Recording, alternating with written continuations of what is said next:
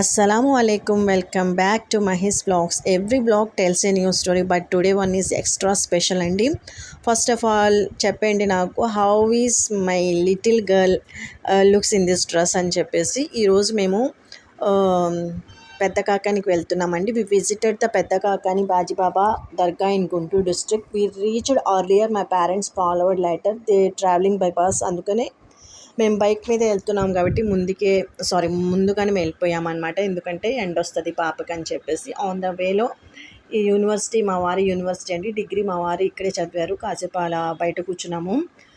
తర్వాత రిఫ్రెష్ అయిపోయి దర్గాకి వెళ్ళామండి. ఈ రకంగా అయితే మనకి ఎంట్రన్స్ ఉంటుంది. ఈ మధ్యకాలంలో ఇంట్లో పరిస్థితులు అస్సలు బాగుండడం లేదండి. అందుకని దర్గాకి వెళ్ళాలని మా డాడీ ప్లాన్ చేశారు. ఆ తర్వాత మేము కూడా జాయిన్ అయ్యాము. ఒక్కోసారి జీవితంలో ఇక ఏమీ మిగలలేదు అనిపించినంత కష్టాలు వస్తాయి. అప్పుడు దర్గాకి వెళ్ళినా కూడా కొంతమందికి ప్రశాంతత అనిపించదు. ఎందుకంటే ఇంకా జీవితం ఎండ్ అయిపోయింది, ఇంకా ఏం ఆలోచించినా ఏమి కనిపించినప్పుడు అలా అనిపిస్తుంది, హార్ట్ బ్రేక్స్ అయినప్పుడు.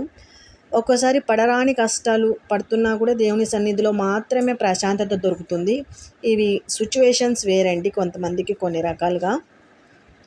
పాజిటివిటీ ఉన్న దగ్గరే నెగిటివిటీ ఉంటుంది, సంతోషం ఉన్న దగ్గరే బాధ ఉంటుంది. చాలామంది దైవం ఎంత నిజమో దయ్యం కూడా ఉంది అంటారు. ఇక్కడ దయ్యం పట్టిన వాళ్ళు వస్తారు అని చెప్తూ ఉంటారండి. కొంతమంది వియర్డ్గా బిహేవ్ చేయడం కూడా నేను నా చిన్నప్పటి నుండి దర్గాకి వెళ్ళేటప్పుడు చూస్తూనే ఉంటాను. అలాంటి వాళ్ళకి సైకియాట్రిస్ట్ దగ్గర లేకపోతే రిహాబిలిటేషన్ సెంటర్స్ ఉంటాయి కదండి, అక్కడ పంపడం అవసరము. ఎందుకంటే ఎందుకు మనల్ని మనం ఈ రకంగా టార్చర్ చేసుకోవాలి. ఫస్ట్ ట్రీట్మెంట్ అయిన తర్వాత, ఇనిషియల్ ట్రీట్మెంట్ జరిగిన తర్వాత ఒకవేళ ఇలాంటివి ఏమన్నా ఉంటే అప్పుడు చూసుకోవచ్చు. ఎందుకంటే మనకి ప్రాబ్లం అన్న ఉంటే పెరిగిపోతుంది అనే ఉద్దేశంతో మాత్రమే చెప్తున్నాను. మన సంకల్పం గొప్పదైతే ఎన్ని కష్టాలు వచ్చినా ఆవేశపడుతూ, ఆరాటపడుతూ, ఏడుస్తూ, బాధపడుతూ కూడా మనం దైవాన్ని మాత్రమే స్మరిస్తే మనకి ఏ దయ్యం కూడా ఏమీ చేయదండి.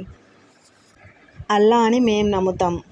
జీసస్, రాముడు, కృష్ణుడు, మీరు ఎవరిని నమ్మినా కూడా నిజాన్ని మాత్రమే నమ్మాలి, నిజాయితీగా బతకాలి.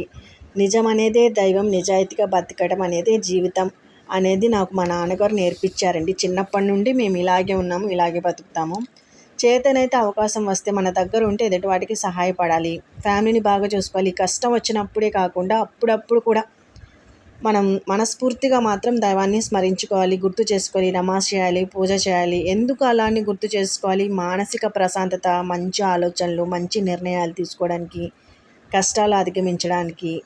అందుకోసమండి మన కష్టం వచ్చినప్పుడే మాత్రమే కాదు, నార్మల్గా కూడా మనం అల్లాని, దేవుణ్ణి కొలుచుకోవాలన్నమాట. ఎందుకంటే ఈ రోజుల్లో మంచితనాలు, మానవత్వాలు పనికి రావట్లేదండి. మనం అనుకుని కొంతమందితో మన కష్టాలు, బాధలు షేర్ చేసుకుంటాము. వాళ్ళు దాన్ని అపహేళన చేస్తారు, అంటే కామెంట్స్ చేస్తారు, నవ్వుకుంటారు. అలా అర్థం చేసుకున్న వాళ్ళ ముందు మన కన్నీళ్ళు పెట్టుకొని మన బాధలు చెప్పుకునే దానికన్నా కూడా విననట్టు నటించే మనుషుల కన్నా కూడా కనిపించని దేవుడు మన కష్టాలు, బాధలు అర్థం చేసుకొని మనకి కనిపించకుండానే సహాయం చేస్తాడండి. అందుకే మనం చేసే మంచి అయినా సహాయం దైవంతో సమానమండి. అంటే మనం చేసే మంచి కూడా దైవంతో సమానమే. పేరెంట్స్ని బాగా చూసుకోవాలి. అందుకనే మనం చేసే మంచి పనులు ఎవరికి చెప్పుకోకూడదు, గొప్పలకి చెప్పుకోకూడదు అంటారు కదా, ఆ రకంగా చెప్తున్నాను. ఈ రకంగా అయితే వెళ్ళాము, కాసేపు అక్కడ కూర్చున్నాము. ఎంతమందిలో ఉన్నా అంటే ఇక్కడ హిందూస్ గుడిలో ఉన్నట్టుగా అయితే ఉండదండి. చాలామంది వస్తారు, వేరే క్యాస్ట్ వాళ్ళు, హిందూస్, ముస్లిమ్స్ అలా ఏమి ఉండదు, అందరూ వస్తారండి ఇక్కడ. కాకపోతే హిందూస్ గుళ్ళు ఉంటాయి కదా, ఆ రకంగా అయితే ఉండదండి. కొంచెము అంటే హడావిడిగా అలా ఉంటుంది అనమాట. చాలామందికి ఫస్ట్ టైం వచ్చే వాళ్ళకి పీస్ఫుల్గా అనిపించకపోవచ్చు, ఆ ట్రాంక్విలిటీ ఫీలింగ్ రాకపోవచ్చు. కాకపోతే క్రికెట్ ఆడతారు కదా, క్రికెట్ ఆడే వాళ్ళకి మొత్తం డిస్టర్బెన్స్ ఉన్నా కూడా వాళ్ళు ఆ గేమ్ మీదే ఫోకస్ చేస్తారు కదా. అదే రకంగా మన మనసులో ఓన్లీ మనం దైవం కోసం మాత్రమే వెళ్తే మనకి ఖచ్చితంగా ప్రశాంతత అనేది దొరుకుతుందండి. మన మూడ్ మంచిగా ఉండాలి, మైండ్ మంచిగా ఉండాలన్నమాట. అప్పుడు మనకి ప్రశాంతత అనేది దొరుకుతుంది. లేకపోతే మనం ఎక్కడున్నా కూడా మనకి ప్రశాంతత దొరకదు.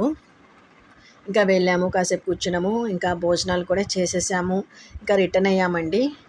ఇంకా ఈ రకంగా అయితే షాపింగ్ చేసుకున్నాము, అంటే మా మమ్మీ ఇప్పించారనమాట. ఈరోజు వ్లాగ్ ఈ రకంగా నేను ఎండ్ చేస్తున్నాను. ఎలా అనిపించిందో నాకు కామెంట్ సెక్షన్లో చెప్పండి. ఓకేనా? Thank you. Bye. Take care.